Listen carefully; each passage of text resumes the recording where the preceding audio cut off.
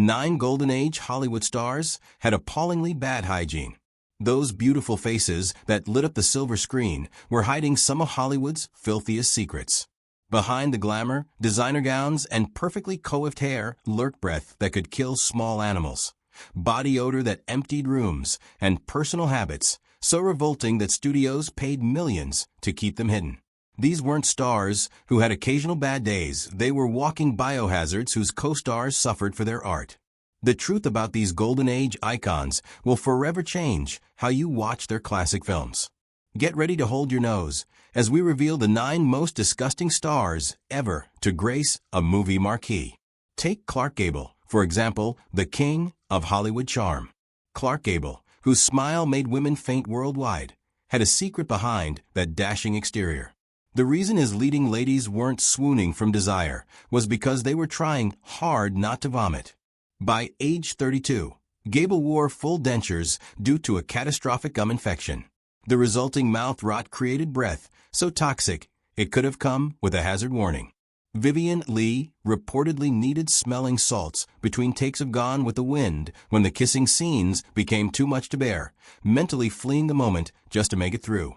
Loretta Young had it worse on Call of the Wild, reportedly vomiting after one scene and telling her assistant, "Kissing Clark is like French kissing a corpse pickled in vinegar."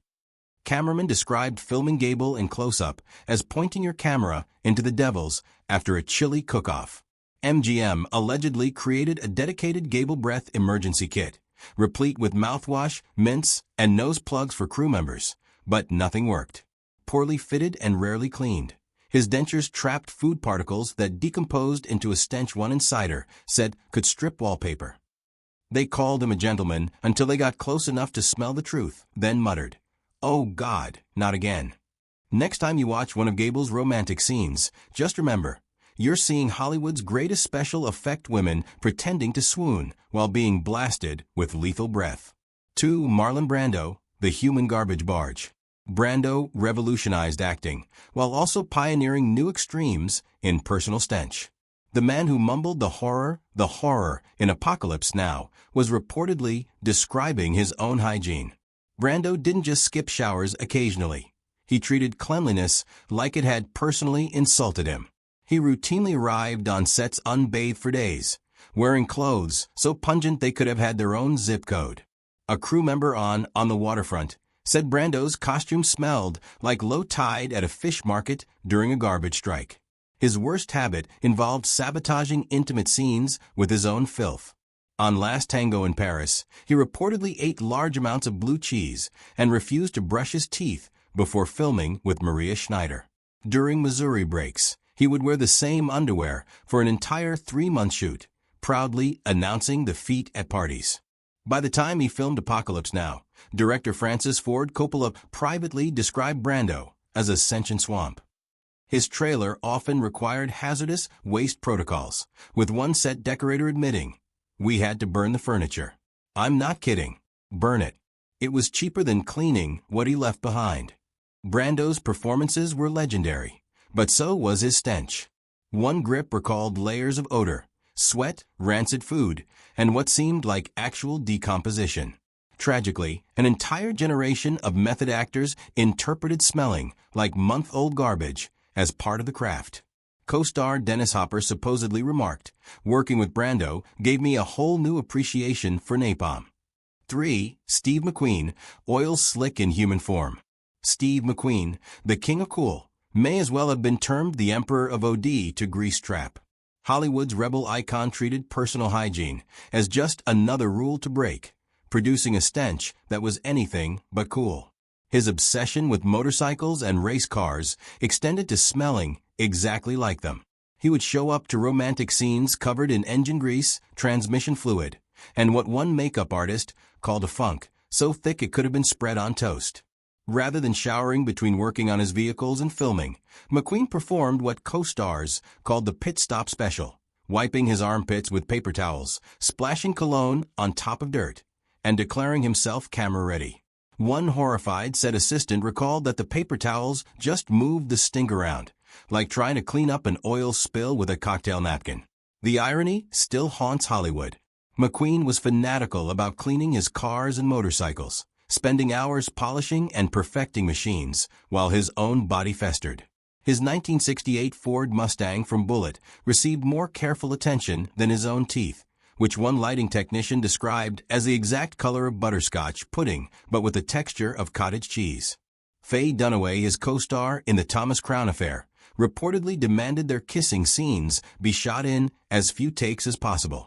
The director later revealed this wasn't an artistic preference, but a matter of survival instinct after Dunaway compared kissing McQueen to licking the floor of an auto repair shop. Perhaps the most telling McQueen hygiene anecdote came from a Great Escape set, where fellow actor James Garner reportedly said, "When Steve took off his boots in the P. Barack scenes, the Nazis should have just surrendered. That smell violated the Geneva Convention." As one studio executive summarized, he made cool look easy and hygiene look impossible. The next time you watch McQueen's iconic motorcycle scenes, remember what you can't experience. The eye-watering cloud that followed him like cartoon stink lines made real. 4. Tallulah Bankhead, the proud queen of filth. Bankhead didn't just break social norms. She dragged them through dirt and rolled around in them. Unlike stars who hid their filthy habits, she flaunted hers like badges of honor in a crusade against basic cleanliness. "I never wash.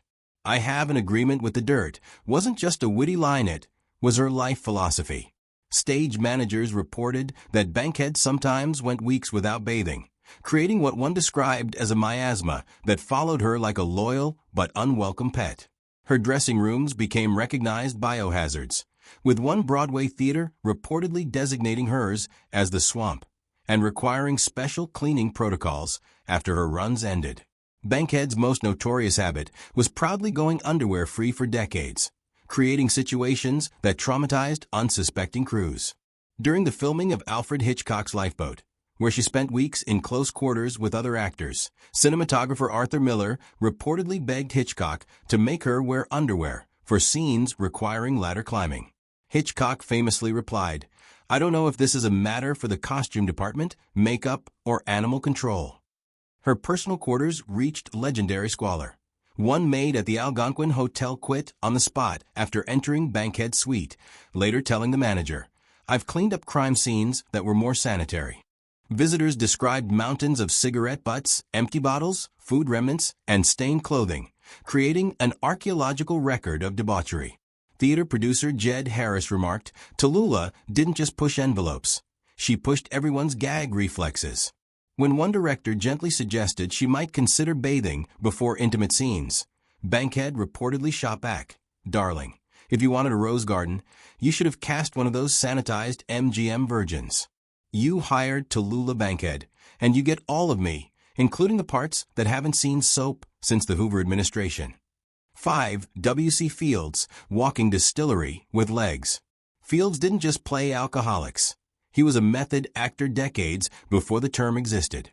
The only difference between Fields on-screen and off-screen was that the real version smelled infinitely worse.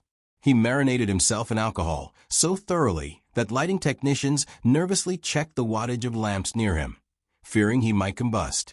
His daily routine began with martinis for breakfast, not alongside breakfast, but instead of breakfast. By midday, his sweat could have been bottled and sold as gin. His breath didn't just smell like alcohol, one assistant director recalled. It smelled like alcohol that had been used to preserve other smaller alcoholics. Co-stars described sharing close scenes with Fields as being trapped in an elevator with a whiskey, still wearing a suit. Fields' alcohol-induced hygiene issues extended far beyond his breath. He rarely bathed, creating what one costume designer called a layered olfactory experience. Bottom notes of stale liquor, middle notes of sweat, and top notes of despair. His clothing absorbed so much alcohol that one wardrobe assistant claimed, "We could have wrung out his suit and served it as a cocktail." His hotel rooms became legendary disaster zones, with staff drawing straws to avoid cleaning. Fields didn't just leave a room, he fermented it. One hotel manager complained, "Maids described finding bottles hidden in every conceivable location, including toilet tanks, light fixtures, and hollowed-out books." Legendary director Gregory LaCava put it memorably, "Fields doesn't age, he pickles." Despite or perhaps because of his perpetual pickling, Fields maintained a successful career, though it required extraordinary accommodations from studios. Paramount reportedly scheduled his scenes for early morning, not because he was fresher, but because he was still technically intoxicated from the night before rather than newly drunk, which somehow proved more manageable for directors. The next time you laugh at Fields' comic timing, remember that his co-stars were performing minor miracles, keeping straight faces while being crop-dusted by fumes that could strip varnish off furniture. 6. Bette Davis, the chimney with two eyes. Bette Davis didn't just smoke cigarettes, she was essentially a walking cigarette. Hollywood's grande dame of drama created a toxic cloud so permanent it became her unofficial co-star in every production. Davis didn't simply enjoy smoking. She had, as one director said, a relationship with cigarettes more committed than any of her marriages. Consuming upwards of 100 cigarettes daily, she treated each one like an oxygen supplement. Studio accountants reportedly created a special Davis nicotine budget on her films that rivaled catering costs for the entire crew. She was brilliant, but she smelled like a burning library filled with wet ashtrays.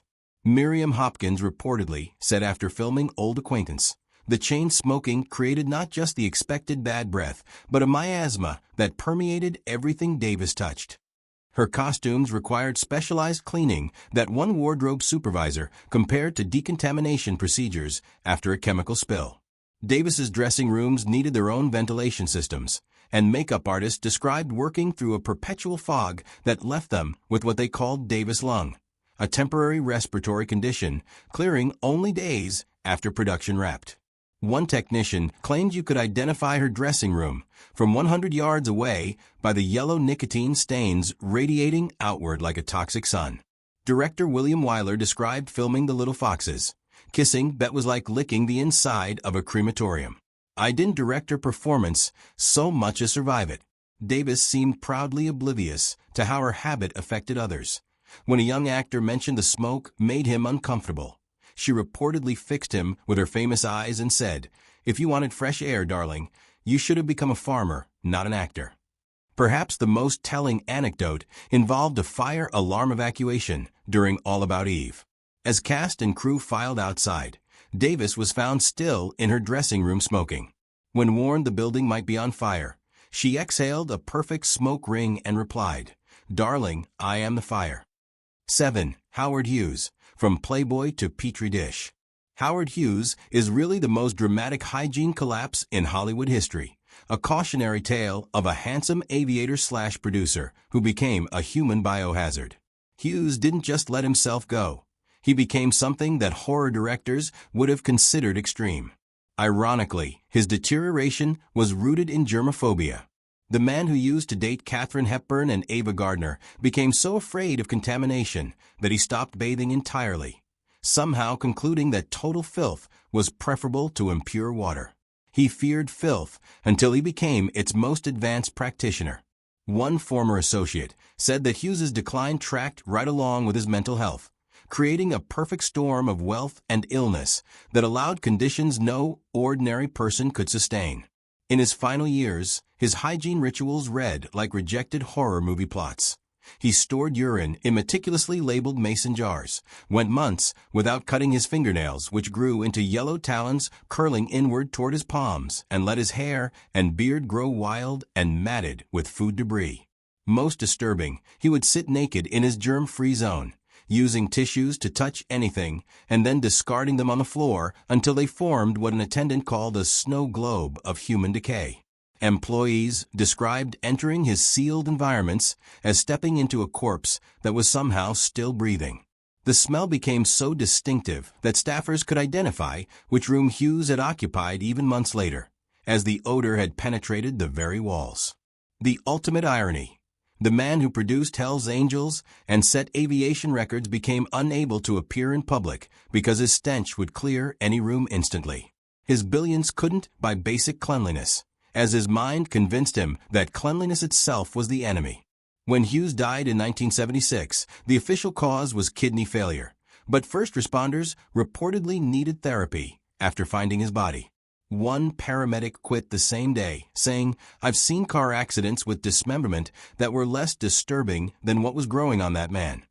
Hughes's transformation from Hollywood playboy to human petri dish represents the most extreme hygiene decline ever documented among the elite. 8th, Ava Gardner, beauty's rotting core. Ava Gardner, the woman Frank Sinatra allegedly risked everything to possess, had a face like a goddess, but one that cloaked a shocking secret. While her luminous beauty dazzled on screen, she smelled like forgotten laundry left in a damp basement. Despite having access to Hollywood's finest grooming resources, Gardner approached personal hygiene with aggressive indifference, somewhere between a college bachelor and a feral cat, as one MGM makeup artist described. Most notoriously, she neglected dental hygiene. She rarely brushed her teeth, and makeup artists and crew had to devise a system of strategically placed mints, mouthwash moments between takes, and carefully chosen camera angles that kept leading men upwind. One leading man reportedly described kissing Gardner as akin to diving tongue first into yesterday's dinner. Rather than bathing regularly, Gardner seemed to favor smearing on expensive French perfume over her natural musk to create what one director described as olfactory warfare designer dress over mud-caked undergarments. The pungent combination of body odor, cigarette smoke, and heavy perfume became so distinctive that crew members could reportedly track her across studio lots without laying eyes on her. She left lipstick and cigarette ash in every room and bed. Hotel staff reportedly developed special protocols for her bedroom, with sheets often requiring immediate replacement due to the heady cocktail of bodily fluids, makeup, and mysterious stains she left behind. As a studio executive once said of her, "She's a goddess in the spotlight, a gremlin in the morning light." Gardner's natural magnetism somehow transcended these issues, with men seemingly willing to overlook any olfactory assault to be near her legendary beauty. Sinatra, during their tempestuous marriage, reportedly installed multiple showers in their home to encourage more frequent bathing, a campaign that apparently failed spectacularly. One director supposedly said of her, "Ava's beauty is the perfect crime. It's so distracting you don't notice you're being poisoned by everything else about her." 9. Charles Hilton, the human compost heap. Charles Hilton turned himself into some of cinema's most memorable monsters, from Quasimodo to Captain Bligh, but Hollywood insiders say his greatest transformation was convincing audiences they weren't smelling him through the screen. Hilton's body odor developed into what one director described as a presence worthy of its own billing. It wasn't occasional actor sweat. It was a complex ecosystem that he carefully nurtured with strategic neglect. Costume departments enacted special protocols, where wardrobe masters treated his clothes like hazardous waste that somehow had to appear as 18th century formal wear. On hot shooting days, production scheduled Hilton scenes not for narrative coherence, but to minimize costume changes, as each new outfit would be immediately contaminated. What made Hilton's hygiene issues particularly challenging was his physically demanding acting style. He was known for fully embodying his characters, and he would throw himself into performances, generating what one lighting technician called a lather that made a racehorse look mildly dewy. Combined with his baseline aroma, Alfred Hitchcock reportedly described it as a sensory experience that made suspense feel pleasant by comparison. The reason people tolerated his olfactory assault was because of his unparalleled talent. Billy Wilder instructed his cinematographer on Witness for the prosecution, "If you smell something terrible, keep rolling." That's just Charles at his emotional peak. Co-stars developed coping mechanisms bordering on performance art. The idea is that Marlene Dietrich kept smelling salts hidden in her costume during filming, discreetly using them between takes. A stage manager noted, he could memorize a Shakespeare monologue overnight, but apparently couldn't memorize the location of his bathtub for decades. The fact that his wife, Elsel Kester, stayed married to him from 1929 until his death in 1962 has been cited as either history's greatest love story or evidence of anosmia. These 9 icons proved that Hollywood's best-kept secret wasn't affairs or secret identities. It was the stomach-churning reality that the most glamorous people on screen were generally the most repulsive in person. The difference between their glittering images and putrid reality shows Hollywood's greatest special effect, convincing audiences that these walking biohazards were the very picture of desirability. Studios kept these olfactory horrors well hidden from the public, counting on supernova talent to make them get away with revolting personal habits. Lesser actors with Brando's stench or Gable's breath would have been blacklisted in an instant. The tolerance for these walking health code violations underlines how talent was king in Hollywood's golden age, even over the gag reflexes of everyone within a 10-foot radius.